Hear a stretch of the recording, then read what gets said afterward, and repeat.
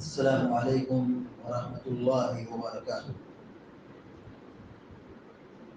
الحمد للہ رب العالمین والعاقبۃ للمتقین والصلاة والسلام على اشرف الانبیاء والمرسلین نبینا محمد وعلى آلہ وصحبہ اجمعین وبعد۔ فعن ابی ہریرہ رضی اللہ تعالی عنہ قال إذا لقي أحدكم أخاه المسلم فليسلم عليه فإن حالت بينهما شجرة أو جدار أو حجر ثم لقيه فليسلم عليه أيضا۔ رواه أبو داود وصححه الألباني رحمه الله۔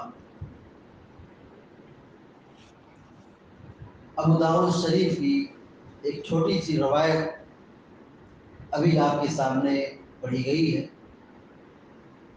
حدیث کے راوی مشہور صحابی سیدنا ابو ہریرہ رضی اللہ تعالی عنہ ہیں۔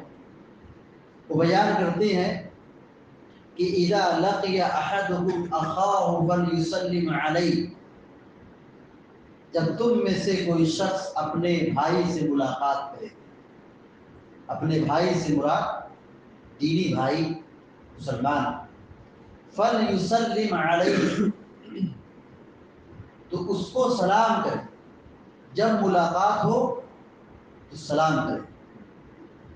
فإن حالت بینہما شجرہ او جدار او حجر ثم لقیہ فلیسلم علیہ، پھر ملاقات کے بعد کہیں راستے میں کوئی دیوار حائل ہو جائے، کوئی درخت حائل ہو جائے، یا کوئی پتھر یا پہاڑ حائل ہو جائے یا ٹیلا حائل ہو جائے، پھر ملاقات ہو، دوبارہ ملاقات پر بھی سلام کرو۔ پیارے نبی صلی اللہ علیہ وسلم کی حدیث کیا ہے؟ ثم لقیہ فلیسلم علیہ ایضا، پھر جب دوبارہ ملاقات، پہلی ملاقات ہو چکی لیکن ملاقات کے بعد راستے میں کوئی دیوار حائل ہو گئی، کوئی درخت آ گیا، یا پھر کوئی پتھر آ گیا، کوئی پردے کی چیز آ گئی، وہ کوئی بھی چیز، حدیث یہ کہہ رہی کہ فلیسلم علیہ ایضا، چاہیے کہ دوبارہ پھر سلام کرے۔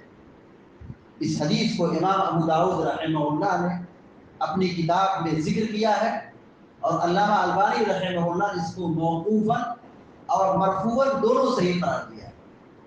یعنی یہ حدیث ابو ہریرہ رضی اللہ تعالیٰ عنہ کا قول بھی ہے، اور نبی کریم صلی اللہ علیہ وسلم کا فرمان بھی ہے کہ جب تم اپنے بھائی سے، مسلمان بھائی سے ملو تو اس کو سلام کرو، اور پھر ملاقات کے بعد راستے میں کوئی چیز، رکاوٹ کی چیز آ جائے، پردے کی چیز آ جائے، چاہے درخت ہو، پتھر ہو، پہاڑ ہو یا دیوار ہو، پھر دوبارہ ملاقات پر بھی سلام کرو۔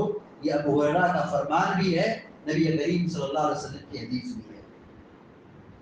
صحابہ کرام کہ اگر ہم سیرت پڑھیں سلام کے حوالے سے، صحابہ کرام کی بڑی تعداد آپ کو نظر آئے گی اسی حدیث پر عمل کرتے ہیں۔ صحابہ کرام اسی پر عمل کرتے تھے، ملاقات ہو چکی ہوتی تھی سلام کر لیتے تھے، راستے میں دوبارہ جب بیچ میں کوئی چیز حائل ہو جاتی تھی، کوئی چیز رکاوٹ بن جاتی تھی، پردہ حائل ہو جاتا تھا، چاہے درخت ہو، دیوار ہو یا پتھر ہو، پھر دوبارہ ملاقات پر وہ سلام کرتے تھے۔ اور بعض صحابہ کرام کے بارے میں آتا ہے کہ وہ سلام کرنے ہی کے واسطے گھر سے باہر مارکیٹ جاتے تھے۔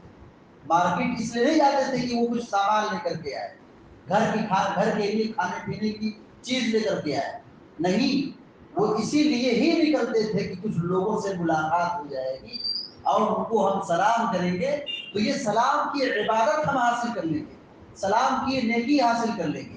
اس حدیث میں ایک بہت بڑی جو ترغیب دلائی گئی، ملاقات کی فضیلت، مسلمان سے ملاقات کرے، سلام کرے، اس حدیث میں ترغیب دلائی گئی۔ بھائی سلام کی عبادت کب ہوگی؟ سلام ہم کب کریں گے؟ جب ملاقات ہوگی۔ جب ہم ملاقات ہی نہیں کریں گے، اپنے گھر میں ہی پڑے رہیں گے، ایک دوسرے سے نہیں ملے جلیں گے، تو ظاہر اس سلام کی سنت پر عمل نہیں کر سکتے۔ پیارے نبی صلی اللہ علیہ وسلم نے یہاں پر آپس میں مسلمانوں کو یہ ترغیب دلائی ہے کہ وہ مسلمانوں سے ملتے جلتے رہیں، مسلمانوں سے کٹ کے نہ رہیں۔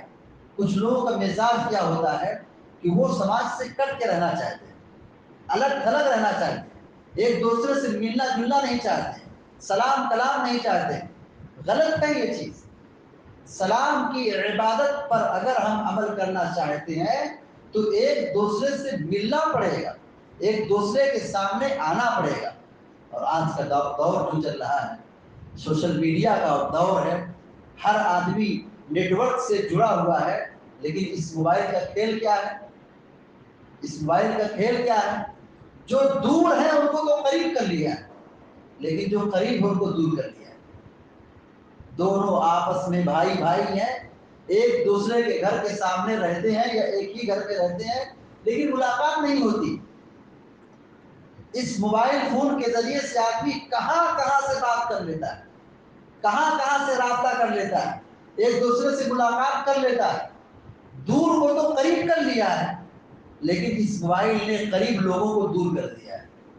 پیارے نبی صلی اللہ علیہ وسلم نے ترغیب دلائی ہے کہ اپنے مسلمان بھائیوں سے ملا کرو، مسلمان بھائیوں سے ملاقات کیا کرو۔ یہ ترغیب دلا رہی ہے حدیث کہ اپنے مسلمان بھائیوں سے ملنا چاہیے تاکہ سلام کی سنت پر عمل ہو سکے اور اس کے ذریعے سے الفت، محبت، بھائی چارگی قائم ہو۔ اور مزید یہ کہ سلام کرنے کا جو ثواب ہے کہ السلام علیکم پر 10 نیکی، السلام علیکم ورحمۃ اللہ پر 20 نیکی، اور السلام علیکم ورحمۃ اللہ وبرکاتہ مکمل سلام کرنے پر 30 نیکی لکھی جاتی ہے۔ اس نیکی کو غنیمت جاننا چاہیے اور نیکی کے کاموں میں بڑھ چڑھ کر کے حصہ لینا چاہیے۔ دعا ہے رب العالمین سے کہ اللہ تبارک و تعالیٰ ہم کو، آپ کو، سارے مسلمانوں کو پیارے نبی صلی اللہ علیہ وسلم کی سنت پر عمل کرنے کی توفیق عطا فرمائے، اور جب تک دنیا میں زندہ رکھے، ایمان اور توحید پر قائم رکھے، اور ہر قسم کے شر، فساد سے، مصیبت سے، بلا سے، آفت سے اور بیماریوں سے ہم سب کی حفاظت فرمائے۔ آمین یا رب العالمین۔ اقول قولی هذا واستغفر الله لي ولكم ولسائر المسلمين فاستغفروه انه هو الغفور الرحيم، وصلى الله على نبينا محمد وعلى اله وصحبه اجمعين، والسلام عليكم ورحمه الله وبركاته۔